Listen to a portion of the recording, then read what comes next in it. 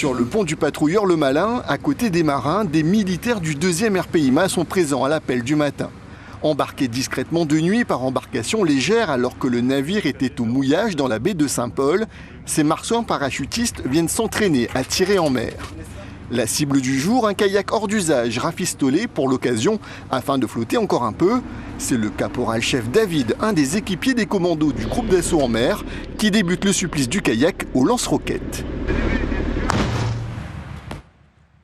Les sensations, c'est que c'est assez différent d'un tir terre, avec les mouvements du bateau, mais aussi les mouvements de la cible, qui sont vraiment de haut en bas. Donc un tir compliqué, mais un tir quand même sympa. Ce tir est une première pour le Malin et son équipage, un test pour voir quelles pourraient être les contraintes pour des opérations futures. C'était très impressionnant déjà sur les images, le tir, la vitesse dont on ne se rend pas compte.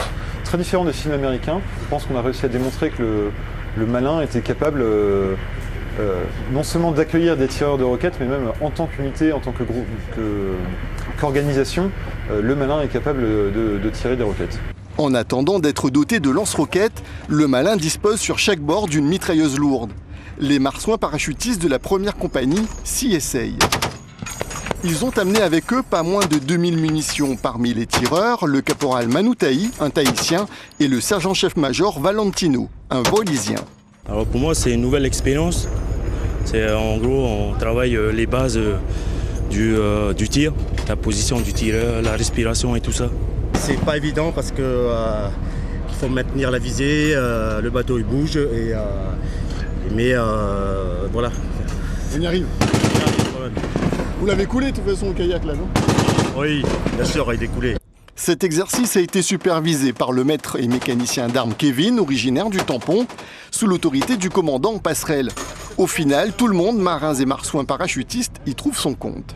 La marine et l'armée de terre n'ont pas les mêmes langages et les mêmes procédures de tir, donc c'est le temps que tout le monde puisse se coordonner et travailler ensemble efficacement. C'est un exercice qui est important, comme ça le jour où ça arrive en réel et qu'on est amené à faire des missions interarmées, ça permettra de savoir quelles sont les contraintes de l'un et l'autre, afin de pouvoir pallier à ça.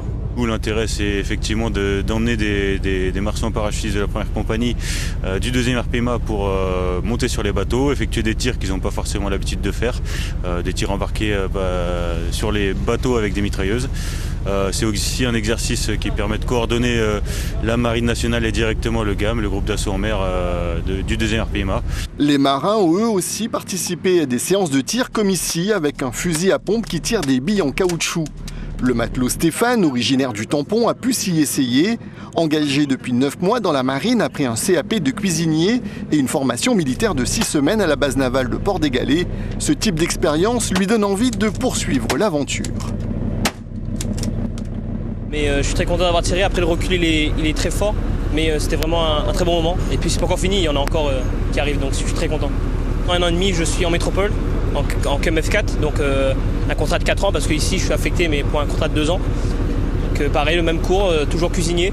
Maintenant métropole, c'est différent. J'aurais pu la chaleur de la Réunion, mais je suis très content de partir. Et ouais, je vais rester à la marine au moins carrière, 20 ans à peu près.